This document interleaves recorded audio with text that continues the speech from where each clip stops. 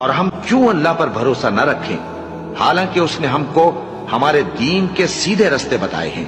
اور جو تکلیفیں تم ہم کو دیتے ہو اس پر ہم صبر کریں گے،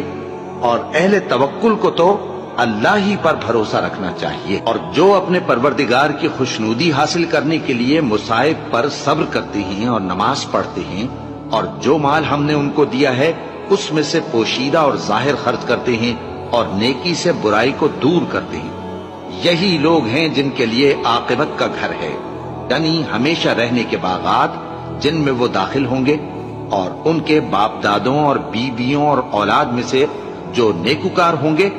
وہ بھی بہشت میں جائیں گے، اور فرشتے بہشت کے ہر ایک دروازے سے ان کے پاس آئیں گے اور کہیں گے تم پر سلام ہو، یہ تمہاری ثابت قدمی کا بدلہ ہے،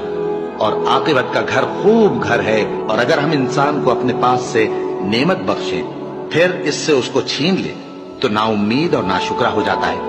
اور اگر تکلیف پہنچنے کے بعد آسائش کا مزہ